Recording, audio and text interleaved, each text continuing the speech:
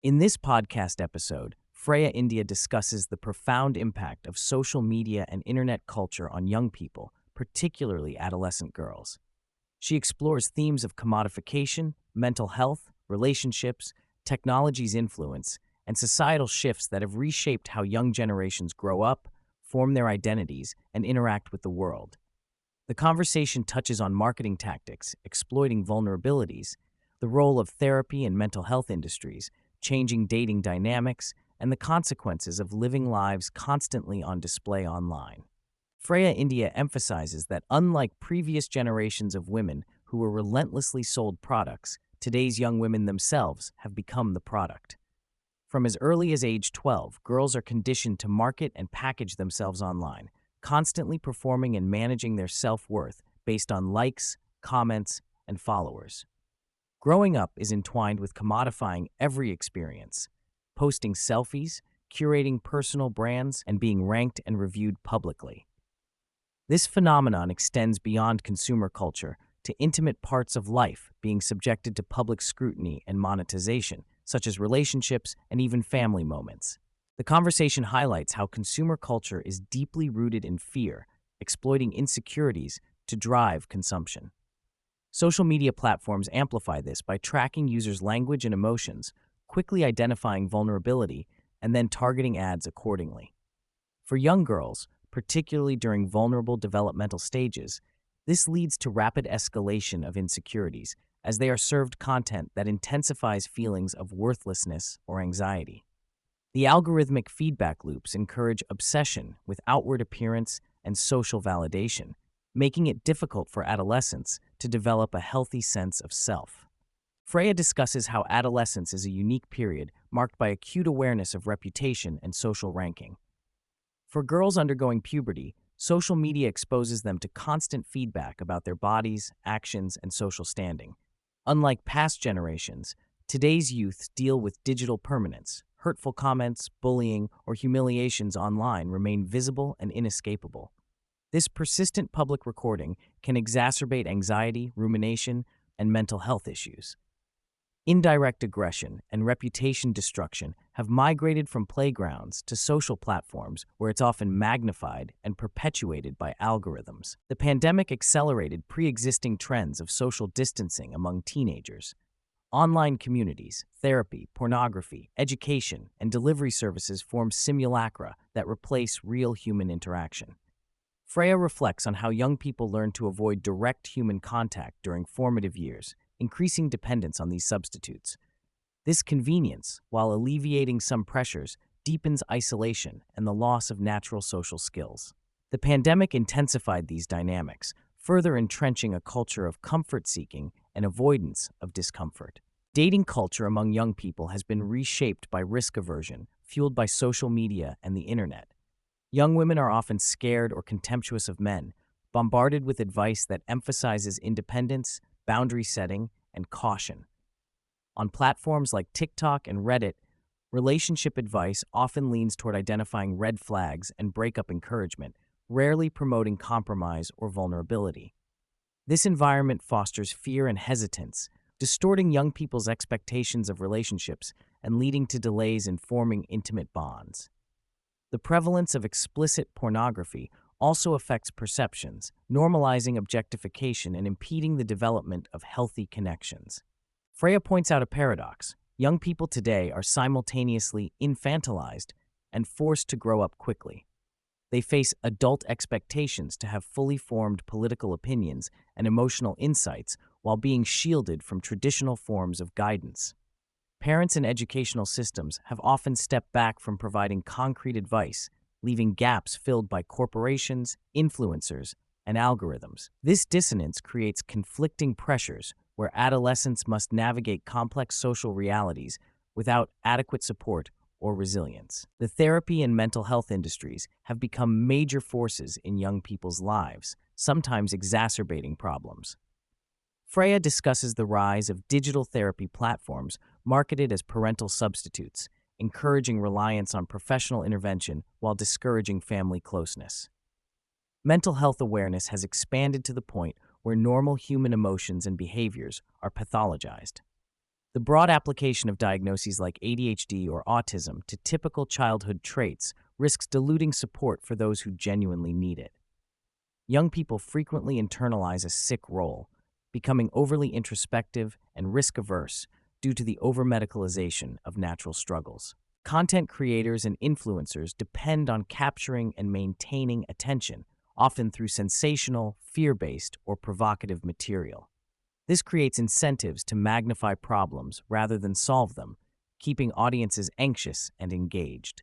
The commodification of private lives and relationships is common, with family vloggers and couple influencers exploiting personal drama for views and income. The performative nature of online life pressures young people to maintain coherent characters to satisfy audiences, further blurring boundaries between authentic self and commodified persona. Pornography's prevalence affects societal attitudes towards sex and relationships, especially for young people exposed at early ages. It normalizes seeing sexual partners as objects and distorts understanding of intimacy and consent. The discussion touches on disturbing aspects of mainstream porn platforms hosting non-consensual and underage content, which likely influences societal views and individual behaviors. This contributes to fear and mistrust in dating dynamics, hindering the potential for healthy relationships. Despite the overwhelming influence of technology and social media, Freya stresses that parents still have responsibility and agency. They can shape their children's experiences by setting boundaries and guiding their consumption of online content. The internet offers abundant positive resources as well, and by engaging thoughtfully, parents can mitigate some risks. She critiques the abdication of parental and adult authority, which leaves young people vulnerable to corporate influence and online misinformation. Younger generations have lost many societal structures and forms of support that predecessors took for granted, such as stable communities and direct adult guidance. Instead, they navigate through simulations and fragmented online substitutes, often unaware of what authentic social life entails. This creates a feedback loop where the simulation becomes the reality, limiting young people's ability to develop genuine community connections and social skills. Freya observes that young people's extensive use of therapy language can erode nuanced understanding of personality and mental health. Traits once seen as quirks or character traits become medicalized, leading to heightened anxiety about normal human imperfections. The proliferation of diagnostic labels undermines resilience and encourages a mindset focused on avoiding discomfort. This diagnosis trend fuels risk aversion, particularly in interpersonal and emotional domains. Algorithms prioritize content that evokes strong emotions, such as rage, fear, or outrage, because such emotions drive engagement. This dynamic draws young people into cycles of negativity and polarization, complicating their perceptions of the world and relationships. The attention economy incentivizes creators to produce content that hooks viewers emotionally, often at the expense of truth or helpfulness. Adolescents are forced to self-brand and define themselves publicly at an age when identities should still be fluid. The permanence of digital records and public judgment constrains natural exploration and change. Cancel culture exacerbates this by holding young people accountable for past opinions or behaviors, denying the freedom to evolve. This pressure to maintain a consistent online persona conflicts with normal adolescent development, contributing to stress and confusion. Despite the challenges, Freya notes some positive shifts, such as the public backlash against Instagram for children and increased awareness about the risks of oversharing. There is a growing cultural recognition of the downsides of social media exposure and a slight move towards forgiveness regarding youthful mistakes online. These conversations empower young people to question the status quo and seek alternatives to the constant commodification of self. As a critical point, Freya cautions that the mental health sector itself operates as an industry, with financial and commercial interests that may not always align with the best interests of young people. She warns of potential regret over medicalizing and diagnosing distress caused in part by societal and technological factors, suggesting a need for greater skepticism and protective approaches toward youth. Throughout the conversation, a recurring theme is the essential human need for connection and interdependence. Freya challenges cultural narratives that valorize extreme independence and self-sufficiency, especially for young women.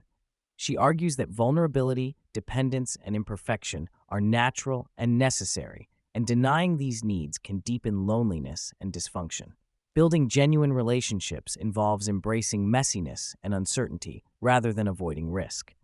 Freya underscores that parenting today entails navigating unprecedented digital challenges, but also interpreting available information judiciously. Parents must balance protection with granting freedom, while actively offering guidance and discussing real-world values. She encourages parents to reclaim authority and teach children discernment amid the noise of online content and conflicting cultural messages. The pressure to perform and present oneself for public consumption alters how young people live their lives. This extends to intimate moments like proposals, family life, and friendships, becoming content subject to audience expectations. Freya advises caution in commodifying private life to retain a space of authentic human experience beyond market forces and public judgment.